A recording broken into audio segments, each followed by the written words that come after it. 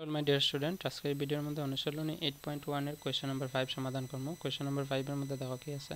যারা 1 থেকে 4 পর্যন্ত দেখছো না, ভিডিও ডেসক্রিপশনে লিংক আছে, দেখিলে এই সমাধান আমি খুব সুন্দর করে করছি। কিভাবে সূত্রগুলো শিখতে লাগে সেটাও আমি ডিসকাস করছি, ঠিক আছে, আলোচনা করছি। তো এখানে 5 নম্বর প্রশ্নের মধ্যে বলছে 5,000 টাকা কেনা একটি সাইকেল 12% লাভ নিয়ে বিক্রি করা হলো, সাইকেলটির বিক্রির দাম বের করো। তো আমরা একটা সূত্র পাইছিলাম যে প্রশ্নের মধ্যে কি আছে দেখো, কেনা দাম, ঠিক আছে, মানে সিপি দেওয়া থাকবো এবং লাভ বা লোকসান বা প্রফিট বা লস দেওয়া থাকবে, তাহলে আমরা বিক্রির দাম বার করতে পারবো, ঠিক আছে। তো প্রথমে লিখতে লাগবে যে দেওয়া আছে কেনা সাইকেল, তো কত টাকা কেনা, 5,000 টাকা। তো আমি লিখবো সাইকেলটির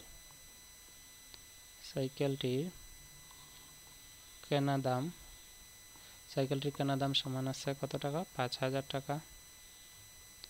আর লাভ কত আছে, লাভের শতাংশ আছে, লাভের শতাংশ সমান আছে 12%, ঠিক আছে। অতএব আমরা বার করতাম কি বিক্রির দাম বা বেচা দাম আমরা ইংলিশে এসপি কই, তোমরা এসপি লিখে এসপির মতো সূত্র লিখতে পারো।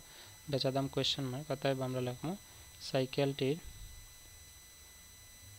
সাইকেলটির বেচা দাম। সাইকেলটির বেচা দাম কি হবে সূত্র আমরা জানি, বেচা দাম সমান আমরা লিখবো প্রথমে কেনা দাম ইন্টু ব্র্যাকেটের ভিতরে লিখবো লাভ দেওয়া আছে, তো লাভ থাকলে উপরে আইব লাভ প্লাস 100, নিচে আইব 100। লাভ না, এখানে আইব লাভের শতাংশ, ঠিক আছে। তোমরা সূত্রটা দেখে আমি এখানে লিখছি, শর্টকাটে লিখছি।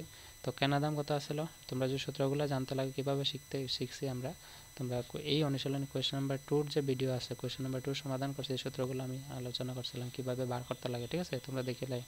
তো কেনা দাম কত আছে, কেনা দাম আছে 5,000 ইন্টু লাভের শতাংশ কত আছে 12 প্লাস 100, নিচে আইব 100।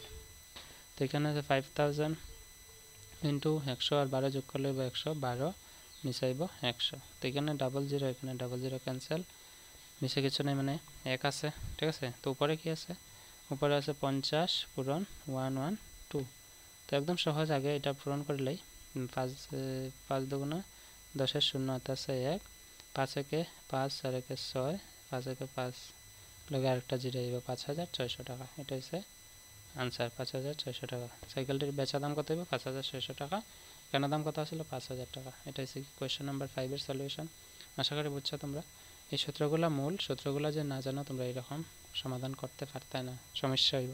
তো আমি আবার কইতেছি, তো এই অনুশীলনে কোয়েশ্চেন নাম্বার 2 যখন সমাধান করছি, ভিডিওর মধ্যে আমি কইছি কোয়েশ্চেন নাম্বার 1 আর 2 এর মধ্যে এই অনুশীলনে সব সূত্রগুলো আলোচনা করা আছে, তোমরা দেখতে পারো, ঠিক আছে। So see you in the next video, by.